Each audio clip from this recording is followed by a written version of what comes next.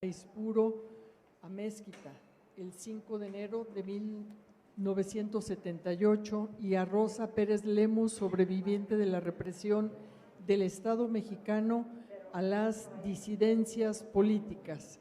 Tiene el uso de la palabra Rosario Rodríguez Rivera, colectivo Víctimas de la Guerra Social de los años 70.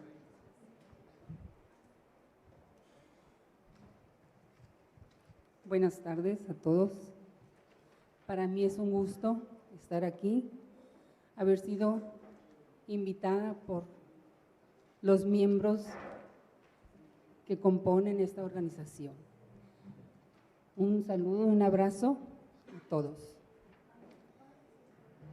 Mi nombre es Rosario Rodríguez, como lo ha mencionado mi compañera. El documento que voy a leer es la participación en la Comisión de la Verdad. El día 5 de enero de 1978, a las 7 de la tarde, recibí una llamada telefónica de mi pareja, José Crescenciano Aispuro Amezquita. Él me decía que tanto a él como a mi hermano, Rigoberto Rodríguez Rivera, menor de edad, habían sido detenidos por la policía municipal al mando del jefe de la misma, Jaime Cota Félix. Que no tenían motivo alguno para la detención y que seguramente el día siguiente quedarían en libertad. Por tal motivo, el día 6 del mismo mes, supuestamente les dieron libertad, pero al salir de las instalaciones de la Policía Municipal, de nueva cuenta fueron detenidos de manera arbitraria y con lujo de violencia. Los subieron a una camioneta color café, de la cual era de la Policía Judicial. Esto declarado por un sobrino de él, que era licenciado y se encontraba en la salida de la mencionada Policía Municipal, ya que iba precisamente a petición mía, y al ver que se los iban a llevar, pues decidió seguirlos, ¿no?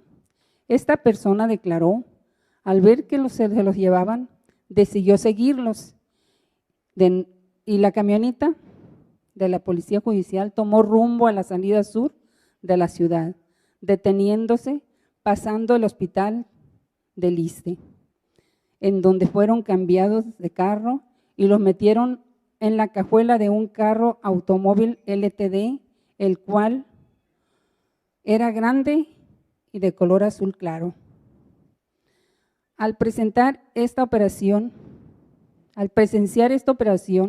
el sobrino de mi pareja, de nombre Jorge Celis Aispuro, sintió temor y ya no lo siguió, retirándose inmediatamente del lugar. Como seguían sin regresar y sin comunicarse, el mismo sobrino y yo nos dimos a la tarea de buscarlos. Uno de los lugares que visitamos fue la 9ª Zona Militar, en la que se encontraba el automóvil en el cual fueron secuestrados. Aún así, no nos dieron ninguna información de parte de las autoridades militares y a la fecha no hemos sabido nada de ellos. Mi pareja y yo teníamos una relación de más de 5 años en la cual procreamos 2 hijos, una niña que cuando esto ocurrió contaba con tan solo 5 años de edad y un pequeño de 3 años. Él era el sustento de mi familia y además ayudaba a mis hermanos, ya que precisamente Rigoberto Rodríguez Rivera trabajaba con él en el negocio familiar que consistía en una ladrillera, en una fábrica de ladrillos. De lo poco que pudimos investigar, se nos informó que los habían detenido porque alguien los denunció acusándolos de poseer armas que yo, como su compañera, nunca vi, por lo que en ese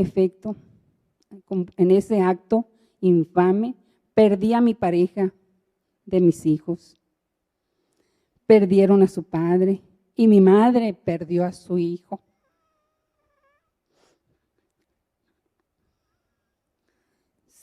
Sin más, me quedé sola, con 2 pequeños hijos que sacar adelante, sin trabajo, sin preparación y con una angustia de dolor que solo quienes hemos perdido algún familiar de esa forma podemos entender. Aunado a ese dolor, estaba también el dolor de ver sufrir a mi madre por la pérdida de su propio hijo, menor de edad, dolor y angustia, que ya a la fecha, 46 años después, no se sabe nada y no sé qué contestarle a mi madre, a la que a sus 95 años la mantiene viva la esperanza de algún día saber de su hijo. A pesar de eso, con otros familiares desaparecidos, formamos la Unión de Madres con Hijos Desaparecidos y participé activamente en actos de resistencia civil para presionar a las autoridades, como fueron huelgas de hambre, plantones, en las diferentes instancias gubernamentales, viajes a la Ciudad de México, donde sufrimos golpes, gases lacrimógenos, patadas, insultos, amenazas y vejaciones por parte del gobierno federal y estatal. Nos veían como apestadas, nunca entendieron nuestras súplicas y demandas, incluso se llegaron a burlar de nosotras y nos trataron con desprecio y crueldad. Fue hasta el año 2001 que la CNDH realizó una recomendación, la recomendación 26/2001, en la cual fueron incluidos mi pareja y mi hermano, declarando una violación a sus derechos humanos y haber sido víctimas de delitos de lesa humanidad. A pesar de esto, hace 12 años, la FGR envió a Sinaloa el expediente de mi pareja y hermano, argumentando incompetencia en razón del fuero, revictimizándonos de nuevo. Durante todos esos actos y durante todos estos años, no he dejado de buscarlos y exigir justicia y al menos saber dónde y saber la verdad de los hechos. Y también quisiéramos tener el consuelo de encontrar sus restos. A sus 46 años ya no puedo decir otra cosa. Para tener un lugar donde honrarles y llorarles, que es el derecho más elemental que tienen cualquier ser humano. Creo que nadie tiene derecho a disponer de una vida humana, cualquiera que hubiera sido el delito. Por esto, desde entonces y a la fecha, exijo verdad y justicia. Con esto les digo que no cesaré jamás mientras vida tenga y fuerzas a seguir adelante y luchando por todos los desaparecidos, vivos o muertos, que los tenemos que tener presente. Gracias.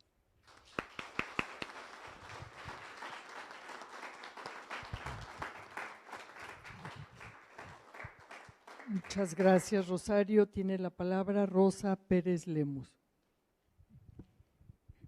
Buenas tardes, compañeros. Sí. Buenas tardes, compañeros, parientes de todos los presos desaparecidos.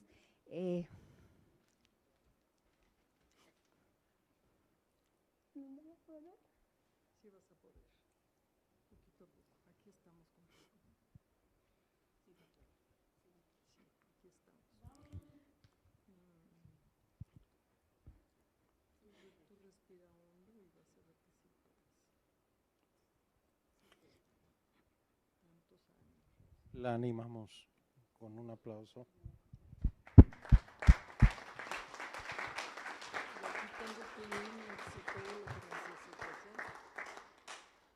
Pues yo tengo poca historia. Yo tengo muy poca historia en participación de la lucha de todos los compañeros, porque yo estuve pues viviendo con una hermana aquí en Guadalajara. De allí es donde conoció al compañero Juan Reos. Él era del Partido Comunista y a mí me contactaron en la Juventud Comunista. Tenía entre los 15 o 16 años.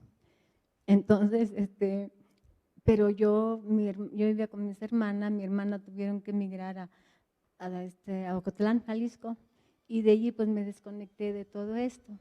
Por eso yo ya no sé, probablemente yo hubiera seguido luchando con todos los grupos, pero como no vivía aquí, me desconecté pues de todo esto. Después yo allá hice la secundaria en Ocotlán, tuve que venir acá y de acá me entré a estudiar enfermería. Pero para esto yo pues me vine sola y tuve que estar trabajando y estudiando. Se me hizo muy duro porque tuve que estar pagando la escuela. Se me ocurrió entrar a la autónoma y allí era pues muy caro y luego pagar renta y todo. Para esto conocí yo a Daniel.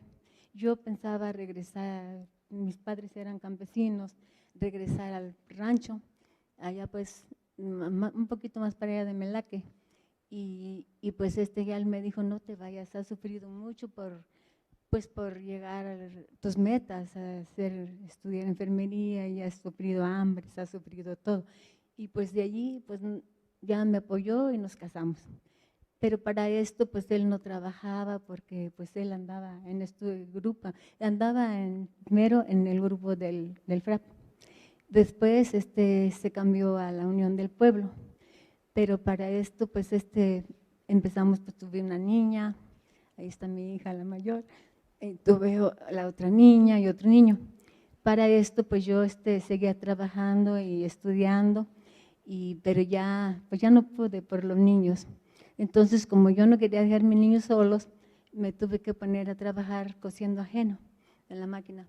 Entonces yo le comentaba yo a mi esposo Daniel, oye Daniel, le digo, mira, tú pues ya no andes en esto, le digo, porque mira, tenemos ya 3 hijos y pues tan pequeños y se me hace muy difícil mantenerlos porque pues mucha exigencia por las criaturas chiquitas. Y ya pues es tanto decirle sí, se dejó al grupo, para entonces la Unión del Pueblo, y se puso a trabajar era el Calzado Canadá, ahora es Coppel. De ahí ya me dijo, oye, dice, fíjate, yo como trabajaba pues en la máquina, estaba muy mal del riñón y pues hay momentos que ya no pude y tuve que irme al seguro, pero para esto me dice él, oye, fíjate que yendo al trabajo, allí en el Agua Azul vi que agarraron un grupo de jóvenes y yo pienso que van a ser compañeros. Y sí, eran los miembros del FRAP, los que habían detenido. Entonces, para esto antes le dijeron, oye Daniel, tú ya estás legal, ¿por qué no nos consigues una casa en renta casa de seguridad, para alzar nuestras cosas? Pero él le dijo, mira, está muy difícil conseguir casa en renta, pues mientras alzamos unas cosas que tenemos para que mientras nosotros encontramos casa. Y pues sí, llevaron a la casa unos 2 costales, ¿no? Yo no supe en ese momento qué era. Él los alzó en el ropero atrás, en la ropa colgada, yo nunca me fijé qué era. Pero para esto, pues eso fue lo que me condenó a mí después, porque al detener, o sea, él pasó que iba a trabajar y la policía le dijo, oye, ¿tú qué estás haciendo aquí? Circula. Ya dijo él, no, dice, es que yo voy a mi trabajo, pues vete, pero ya él se regresó a la casa a decirme y lo siguieron a mi esposo y ya de allí, pues yo, dice, vete, al seguro, no hay cuidado, yo me quedo con los niños. Y yo me fui y ya, ya cuando yo ya venía de regreso del seguro, ya él lo tenían allí, golpeado, ensangrentado, en delante de los niños. Era la niña mayor.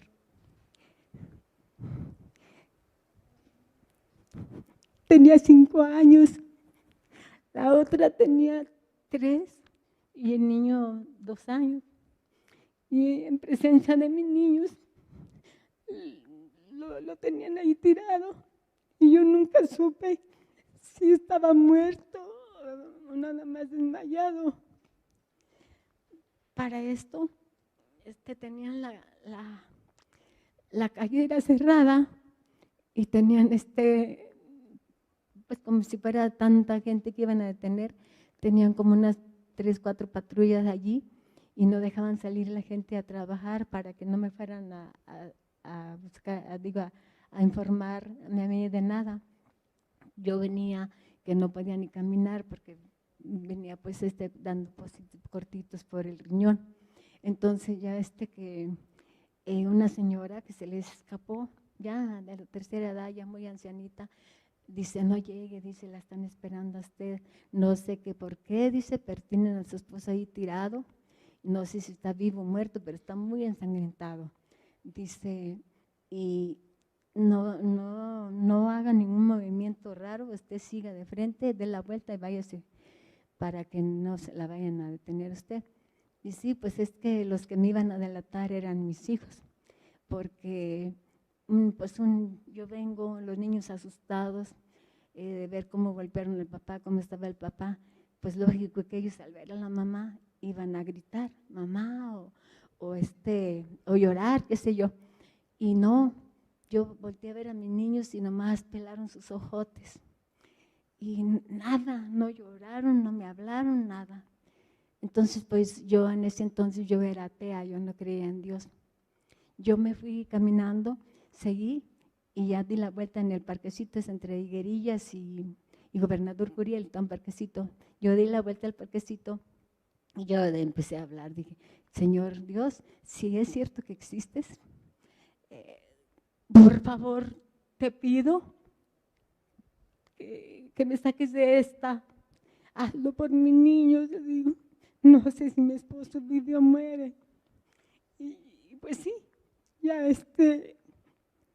llegando yo a la esquina, me pude enderezar, se me quitó el dolor del riñón y di la vuelta a la calle y me fui corriendo hasta como unas 4 o 5 cuadras donde tenía mi suegra un restaurancito.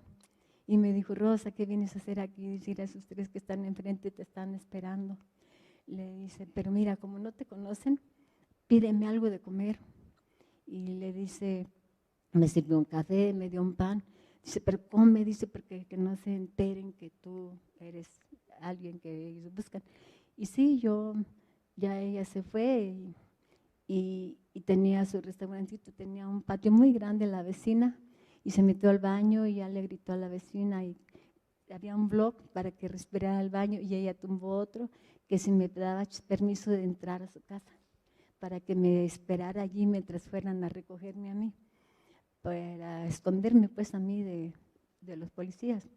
Entonces, sí, ya la señora dijo de allí, fueron por mí como a las 2 de la mañana, me llevaron a casa de una hermana de mi suegro, allí me tuvieron como un mes escondida. De allí me llevaron porque la hermana esa tuvo un problema, que la policía, pues que entraron a robar a su casa y la policía pues iba a ir a investigar. Entonces me sacaron, me llevaron a San Luis Potosí, allí duré un mes. Después de ese mes me llevaron a Laredo. La hermana de mi suegra cuidaba a unos niños, que dice, ¿qué te parece si tú vas y cuidas a los niños que yo cuido en Laredo y yo cuido los tuyos acá en la casa de mi hermana?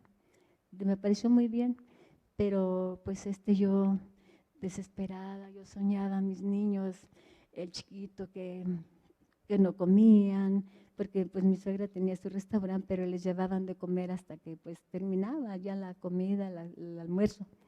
Entonces yo lo soñaba mal a mis criaturas. Y pues ya le dije a la señora, ay, le digo, al mes llegó, dije, ¿cómo están mis niños? ¿Cómo los dejó? Dice, no, dice que no voy para allá. ¿Y dónde estaba usted? En Laredo trabajando. Entonces, al otro lado, estaba trabajando en Estados Unidos. Entonces, no, yo me vine. Digo, ¿sabe qué? Yo me voy. Si me agarran no todo, pero yo voy a ver a mis niños. Y pues me vine. Y ya para esto, cuando a mí me detienen fue a los 3 meses, cuando me detuvieron y ya después, pero ya me dijeron, ya no era por mi esposo, andaba buscando a mi hermano Belisario, que él era de la Unión del Pueblo, se lo trajeron a los 15 años de allá del rancho, y pues él estaba un poco mal de la cabeza, porque a los 7 años se andaba ahogando él en el mar, y ya y el mar pues salió del mar, el niño, desde la mañana hasta la tarde, y pues ya él cambió ya no pensaba como un niño, pensaba como adulto, platicaba con una gente de la tercera edad, y este hermano hacía como, o sea, en 1987, fue la última vez que lo vi. Ya no lo volví a ver a mi hermano, no sé si vive o muere, pero él vino esa vez a visitarme y me dice, mira hermana, yo, no se preocupen, yo me siento muy mal, dice, por la tortura que te dieron a ti y a mi papá, a mi hermano, y es que cuando agarraron la Unión del Pueblo, pues la tortura los hace hablar. Entonces ya les dijo que los torturaron y ya ellos dijeron, no, pues si buscan a Belisario, tiene una hermana aquí en Guadalajara, otra en Ocotlán, les dieron todos los domicilios donde vivía mi familia. Me agarraron primero a mí, luego la de Ocotlán y luego a mi papá y a mi hermano que estaba en Melaque. Para esto, cuando a mí me agarraron, duré 9 días en un sótano. Si han visto películas de torturas, pues no es que digamos diferente, es igual, las torturas de puros culatazos, puntapiés, donde más pegan es en el vientre. Luego, a mí me dolía más la tortura física, la tortura psicológica que la física, porque tenían un portón que abrían y cerraban, que rechinaba feo. Y luego también el radio toda la noche a todo volumen, pero no estaba sintonizado el radio. Entonces, eso a mí fue lo que más me calaba. Pero yo, cuando te están golpeando, no duele. No duele porque te armas de una impotencia, de un coraje, que pues no hayas que hacer, Y pues también cuando pedía agua, me daban refresquito rico, pero por la nariz. Entonces, y luego pues también que quiero ir al baño, y pues allí ya después de que sea el baño le meten a uno la cabeza ahí a la taza. Y pues lo que a mí, dije yo, bueno, yo sé que yo iba con la convicción que me iban a matar, porque me iban a llevar a conocer, a que yo les dijera de una muchacha que tenía un pie corto. Y esa muchacha, pues en realidad sí la conocía yo, pero era maestra, ella era de Ciudad Guzmán y era maestra, y entonces tenía que yo ir a delatarla, a conocerla. Pero dije yo, no, a mí me van a matar. y voy a dejar mis 3 criaturas, pero ella tiene 2 niños y no quiero que más niños queden solos. Por eso yo dije que hagan lo que… Pero de todas maneras, cuando a mí me sacaron de ahí, yo escuché cuando dijo el comandante, en el camino, ya que yo les dijera, reconociera a la muchacha de la tara, dice, dejan el paquete tirado en el camino. Entonces ya me dijeron, ¿qué crees que quiere decir eso? El paquete tirado. Digo, pues yo. Y tirado, pues muerta. Y resulta que pues no, no estaba el Día de las Madres y una persona me dijo, ¿sabes qué? Voy a ir a comprar unos cigarros allí a la tienda y allí está un taxi y ahí hay taxis y ya hablé con uno, le dejé pagado que te lleve a donde tú quieras, nomás no me digas a dónde, dice, porque a mí me van a perseguir y me van a matar. Y me desamarró, me quitó la venda, me quitó todo y ya me fui yo y sí, ahí estaban esperándome y ya el hombre me llevó. Y me llevó, pues yo no sabía a dónde ir. ¿Ya? Yo ya no sabía a dónde ir, pues ni modo, me fui con mis padres. Y allí mi mamá, pues mi hija, ¿qué vienes a hacer aquí? Yo, dice, para esto, mi padre y mi hermano también ya los habían soltado. Y ya dice, ¿qué vienes a hacer? Le digo, no, pues es que no tengo a dónde ir. Y por eso, pues ya, si quiere, ya con esto. Y ya después, ellos, mi padre, dijeron, con esto tiene para que se muera el viejito. Y mi hermano, pues todavía vive mi hermano, tiene ya 80 años, pero también él quedó muy afectado. Yo me olvidé, salió uno allí como con amnesia.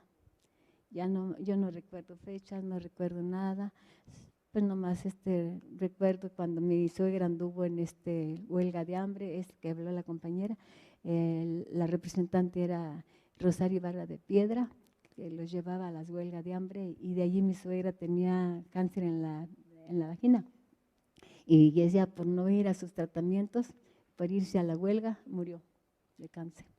Entonces, yo le agradezco mucho a mi suegra porque escuché yo cuando me tenían en el sótano que una vez fui a preguntar, aquí tienen a mi nuera, se llama Rosa Pérez, aquí no tenemos a nadie, mujer hija de Sabicue, y la corrieron, pero anduvo luchando también mi suegra. Y yo pues murió y no pude ir a verla cuando murió porque ella quería que fuera a verla. Les decía a sus hijos, traigan a Rosa para que venga a verme. Y pues nunca me dijeron nada y no la vi. Pero pues que en gloria esté.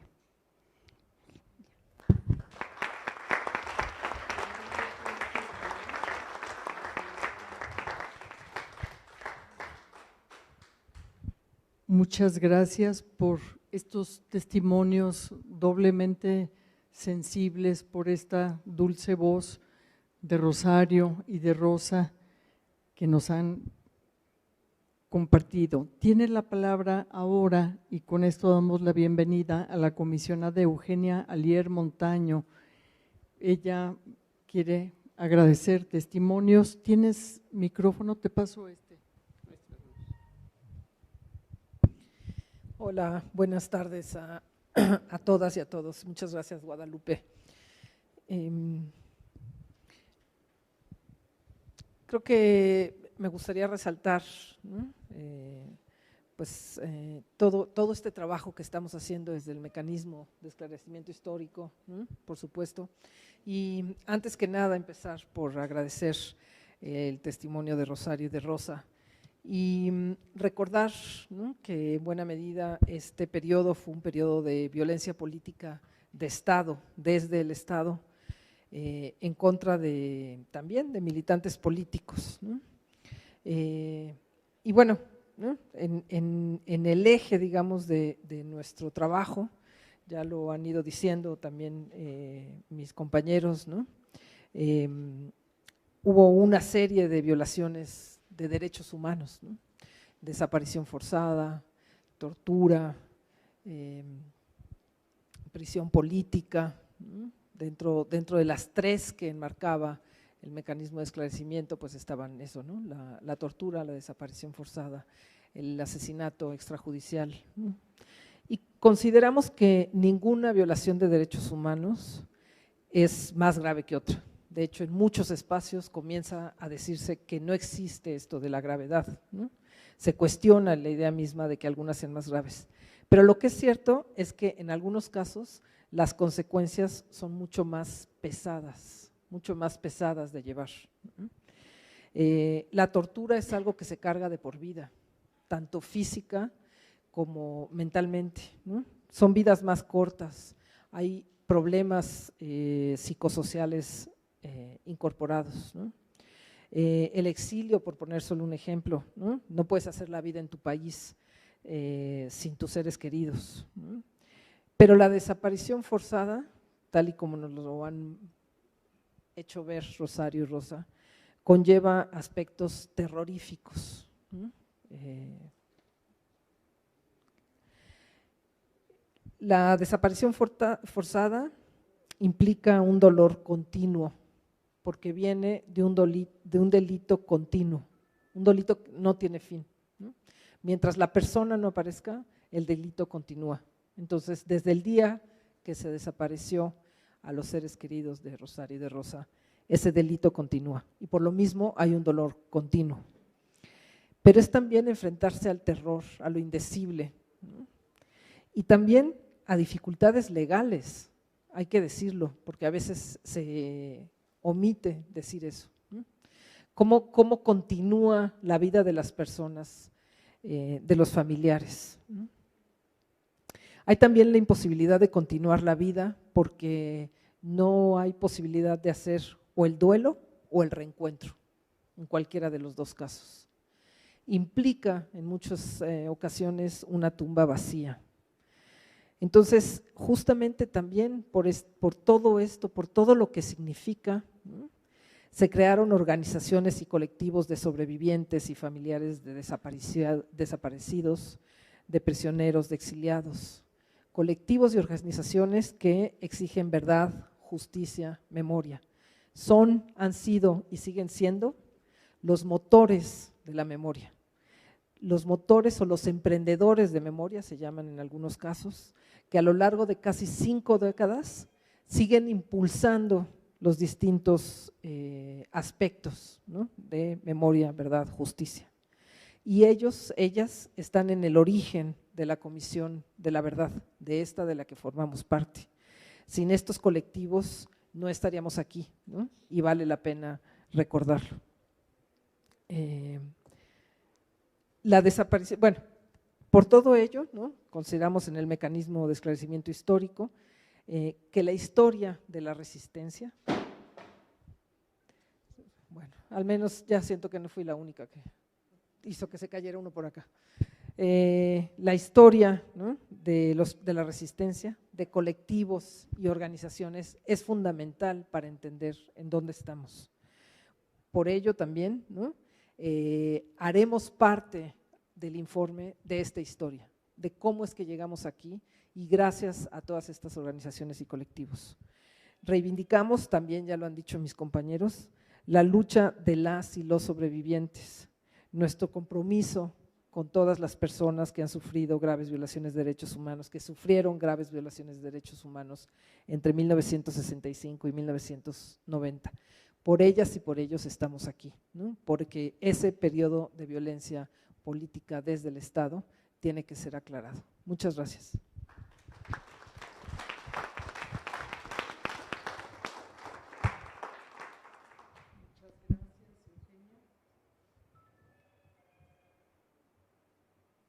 Yo misma lo apagué, ya.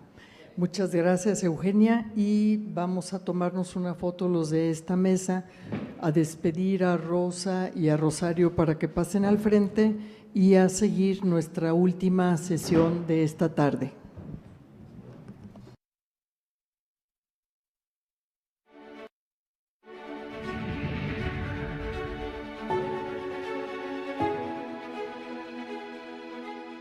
El Mecanismo para la Verdad y el Esclarecimiento Histórico Está conformado por un grupo de personas independientes, expertas y con trayectorias relacionadas con el esclarecimiento de la verdad, la memoria, la justicia y la defensa de los derechos humanos en nuestro país.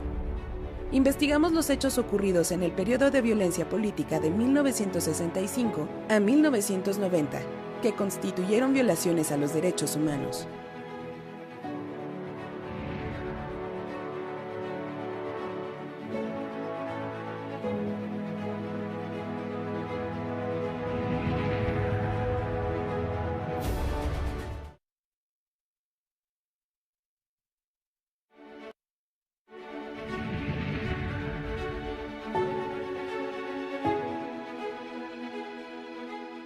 El Mecanismo para la Verdad y el Esclarecimiento Histórico está conformado por un grupo de personas independientes, expertas y con trayectorias relacionadas con el esclarecimiento de la verdad, la memoria, la justicia y la defensa de los derechos humanos en nuestro país.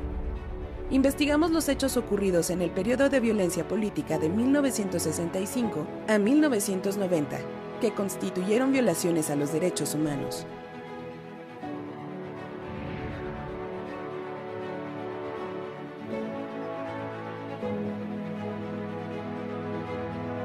A la verdad. Tienes el uso de la palabra, Óscar. Te paso micrófono. Muchas gracias, Lupita. Mucho gusto, compañeros, compañeras, de estar aquí con ustedes. Pues yo vengo a dar a conocer dos casos. Un caso es más grave porque fue una violación masiva, sistemática de derechos humanos, y el otro es un caso menos grave, pero que también viene del mismo personaje que provocó la primera violación. Me refiero al general Marcelino García Barragán, que ustedes, me imagino, por las anteriores víctimas que han pasado a dar su testimonio, pues es obvio que lo conocieron, si no directa y personalmente, por referencias, sobre todo por lo que sucedió en el 68 en la Ciudad de México. Menciono el primer caso, que es el caso de la comunidad indígena de Ayutitlán, que perdió a un poblado completo con todos sus habitantes, llamado Tenamaxtla. Tenamaxtla y su anexo, La Higuera, tenían hasta el año 1954 65 familias, el primer poblado, con su escuela, su templo, su agencia municipal y los habitantes de esas 65 familias, y el segundo poblado anexo, La Higuera, tenía 15 familias con sus habitantes. Tenamaxtla era un pueblo próspero, un poblado indígena próspero, porque venían de Colima y de Jalisco distintos comerciantes en distintas épocas del año a promover sus productos, y ahí se producían también los productos de la Sierra de Manantlán, el café, el maíz antiguo, el maíz criollo, se comercializaban en Tenamaxtla. Cuando el general Garcielino llega a ser gobernador del estado, en 1943 a 1947, los periodos eran no de 6 años, sino cuatrienios, el general crea el municipio de Cuautitlán en 1946 como gobernador del estado para hacerse un favor a sí mismo y al pueblo donde él había nacido. Aunque existe la duda si nació en el Aguacate, municipio del Grullo, o nació en Cuautitlán, municipio de Jalisco y del propio Cuautitlán. Había un pueblito que se llamaba Pueblo Nuevo, que es donde él se atribuía a haber nacido. Yo personalmente lo conocí a él, porque mi abuelo Mauro González Luna fue compañero de armas del general García Barragán cuando se incorporó al villismo y al maderismo en el periodo posterior a 1911, cuando se va a Chihuahua mi abuelo, se va García Barragán con él a Chihuahua y tiene un periodo de ser maderista, otro periodo de ser villista, luego renuncia al villismo y al maderismo y se pasa con los carrancanes, con Carranza y los constitucionalistas. Bien, en la Sierra de Manantlán han ocurrido varias matanzas que no son muy conocidas en Jalisco, mucho menos en el país, y me voy a referir a ellas. Primero está la matanza de 1920, en la Semana Santa de 1920, ocurrió una matanza en un rancho poblado llamado Timbillos, junto al río Marabasco, que es el límite natural de los dos estados, de Jalisco y de Colima. Ahí, 2 hacendados de Colima masacran a balazos a 13 indígenas de Ayotitlán y Telcruz, que mueren acribillados. 30 familias huyen en desbandada para salvar la vida a las montañas adyacentes y muchas se logran salvar gracias a esa medida precautoria que las familias tomaron. Pero los cadáveres de los 13 asesinados, los asesinos los cuelgan de las higueras donde son pasto de los opilotes y de los puercos, que habían manadas de puercos que habían en esa región. Un sacerdote del lado de Colima, de Minatitlán, les pide a los fieles ir a enterrar esos cadáveres y ya no lo pueden hacer porque estaban siendo ya devorados por la manada de sopilotes y de puercos que habían participado, decía él en su relato, en el festín. Después de Timbillos sucede otra matanza meses después que se llama Tacamo.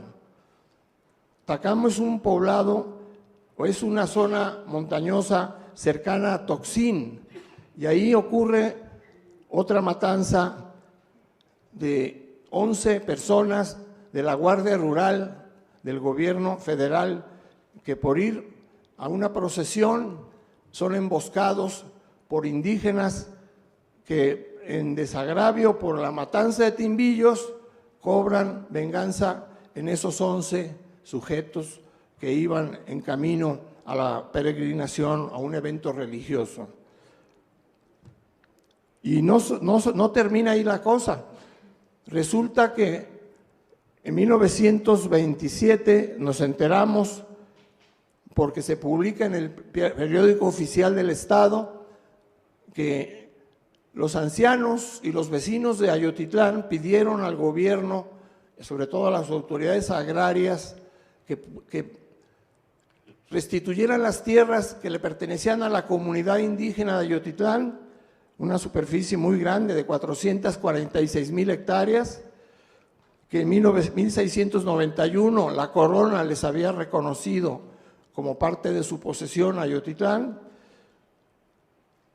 Y en ese periódico oficial se da a conocer que los indígenas dicen: éramos poseedores en común desde tiempo inmemorial con nuestro documento primordial, pero en tiempos de la revolución fueron fusilados los que conservaban el documento, quitado por las fuerzas que operaban en esas regiones, desposeyendo a los indígenas del título que amparaba su legítima posesión y propiedad. Este robo con fusilamiento de los indígenas que cuidaban el título provoca que los indígenas, cuando viene la cristiada, en 1920, a 26 a 29, los indígenas se pasen al ejército cristero. Deciden no incorporarse al ejército de los carrancanes, que parecen ser donde Marcelino García Barragán estaba, era con ellos, con los carrancistas, con los constitucionalistas de Venustiano Carranza, y se pasan al lado cristero, con el general Jesús Degollado, que tenía su base de operaciones en Colima. Toman la ciudad de Colima, los indígenas apoyando al general Degollado, y toman el puerto de Manzanillo durante varias semanas. En el título primordial de Ayotitlán, Manzanillo es parte de su territorio, no pertenecía a Colima en esa época, era parte del territorio ancestral de Ayotitlán. Por lo tanto, los indígenas recuperan Manzanillo a través del ejército cristero. Como reacción natural al despojo de sus tierras y a su título, los nahuas pues se suman a esas columnas del ejército cristero y no se suman a la reforma agraria de la Revolución Mexicana, porque el título primordial les fue robado con violencia. Eso provoca que no participen en la política agrarista postrevolucionaria de México. En 1932, el coronel Marcelino García Barragán se hizo cargo del desmantelamiento represivo del último reducto de los partidarios de la Segunda Revolución Cristera en el municipio de San Gabriel, cuyo nombre él modificará y le pondrá Venustiano Carranza, prueba de su postura carrancanza. Como gobernador del estado, dando muestras fehacientes de su intolerancia y extrema crueldad con los creyentes que resistían y combatían las leyes callistas. En abril de 1944 arribó a las comunidades un pelotón de soldados del ejército en Jalisco, comandados por García Barragán, con algunos políticos de la sierra empeñados en mantener una hermosa relación con los sucesivos gobiernos, empresarios y colindantes de los alrededores de la sierra, en comisiones para disque negociar con los colindantes, pero traicionando a los campesinos que recibían migajas, siempre producto de esos convenios. El 14 de marzo de 1944, el general se busca a un hombre llamado Arnulfo Elías González. Arnulfo Elías González, los indígenas lo consideraban presidente de la República de Indios de Ayotitlán, que era el nombre que le dio la corona española inicialmente en 1691 a esa comunidad, República de Indios del pueblo de Ayotitlán, jurisdicción de Tuzcacuesco, de la provincia de Amula.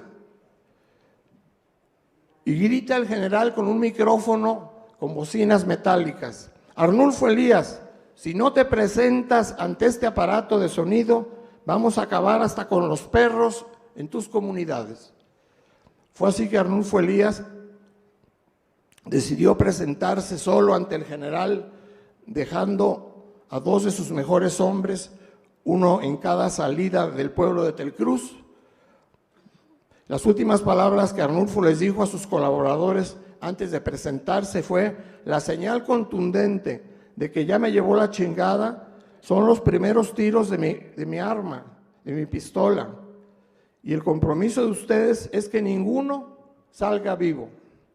El aparato de sonido continuaba con la misma cantaleta: Arnulfo Elías, si no te presentas ante este aparato, vamos a acabar hasta con los perros. Justamente en ese momento los soldados miraban que se acercaba un señor chaparrito y dijo, uno de ellos, de los soldados, dice: este es Arnulfo Elías. Un capitán del ejército, nervioso, descolgó su arma, cortó cartucho y pregunta: ¿por esa chingadera venimos de tan lejos? ¿Por un hombre tan pequeño venimos de tan lejos? Haciendo ademanes, el general García Barragán intervino diciendo: momento, señores, guarden sus armas, y dejó que aquel chaparrito se acercara a 2 metros de distancia. Arnulfo Elías se confió del gobierno en presencia de algunos aldeanos de esa comunidad. Recibe y firma un convenio donde recibe armas, cartuchos y dinero a cambio de presentarse a rendir un informe mensual en la ciudad de Guadalajara, por lo que en la segunda de sus comparecencias ya no regresó.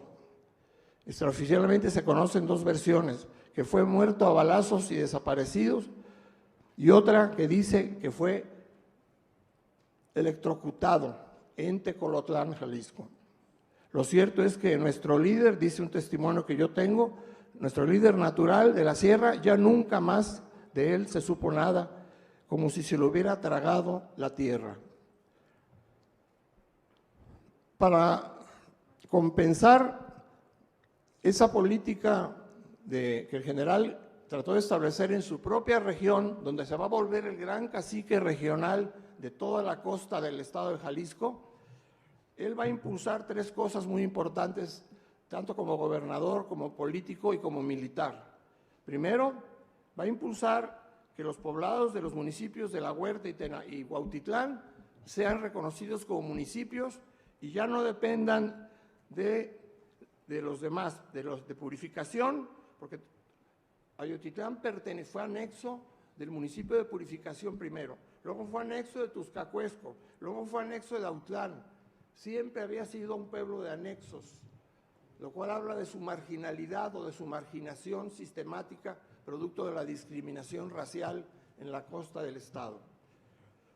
Sin embargo, es reconocido Tenamastla y en el decreto publicado… ¿No se oye? Perdón. En el decreto del 14 de noviembre de 1946 se reconoce que en Cuautitlán existía Tenamastla. El propio general como gobernador propuso ese decreto y lo aprobó. Busquen ustedes hoy a Tenamastla, vayan y búsquenlo, no lo van a hallar. Desapareció. ¿Cómo desapareció? Por una masacre terrible que el mismo general va a hacer en venganza contra Arnulfo Elías, que lo desarma ese día que se enfrenta a él, saca unas pistolas y lo desarma. El indio desarma al general que tenía experiencia bélica, militar, y él no tendría por qué haber sufrido esa escarnio, un escarnio para el general que lo desarmara un indígena que más rápido que él actuó y lo encañonó, y finalmente tuvo que reconocer el general que pues él tenía derecho a servir a sus comunidades, y por eso se hizo el convenio de que les iban a dar armas, cartuchos, pólvora, y les iban a dar también dinero.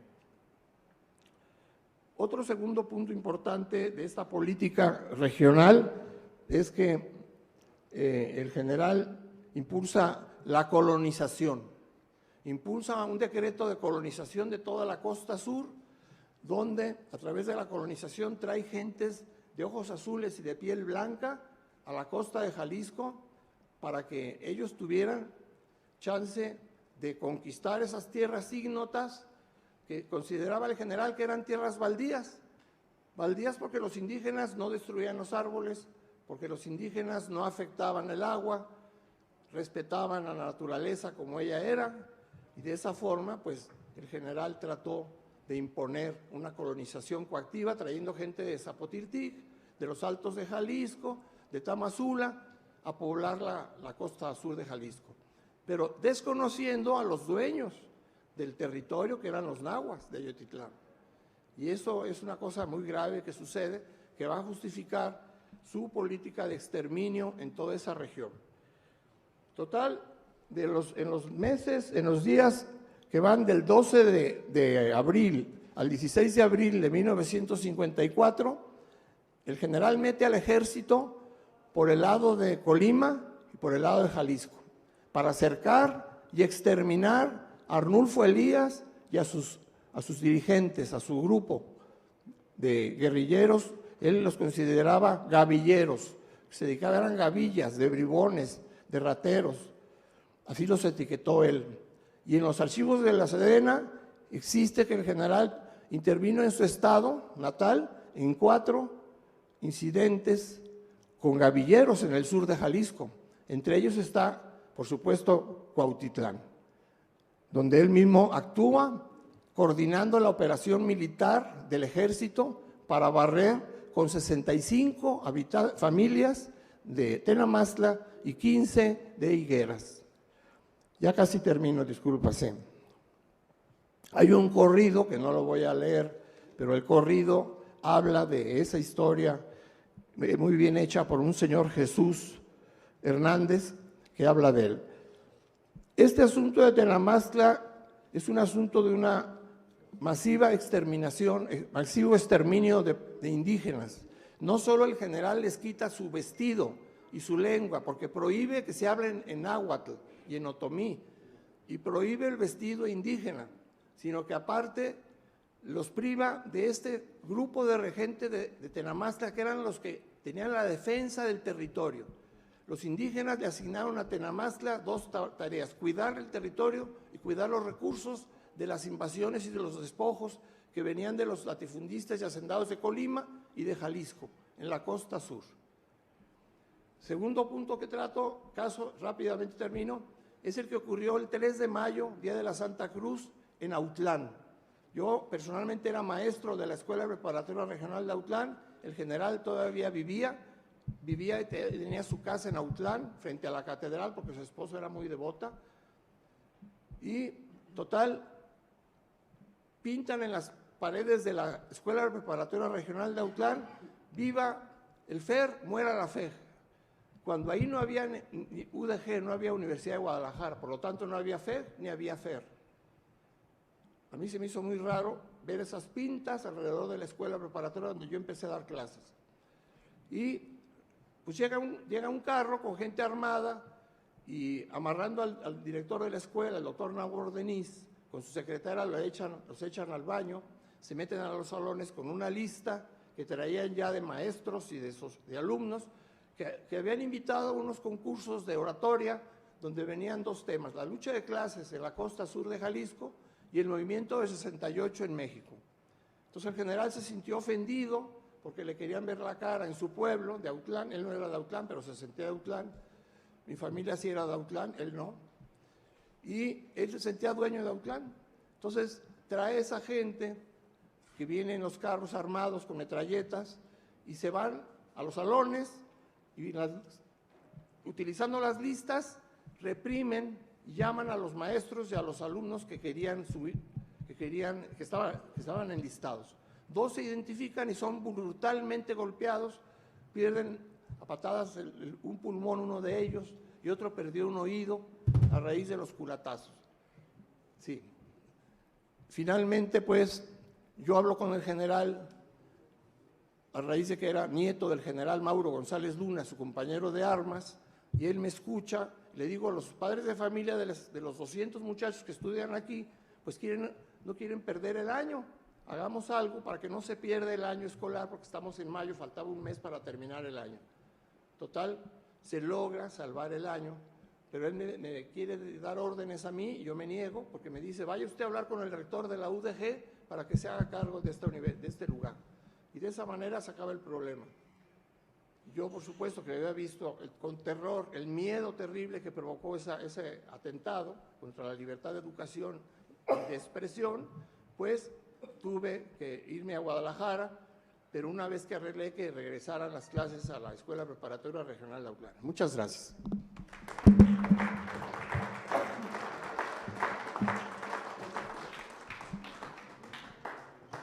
Muchas gracias, Óscar. No te vayas, vamos a tomarnos una foto. Nos toca estar en la fotografía y la despedida. Bueno, después de la foto, les leo un parrafito. Acérquense más para acá, por favor.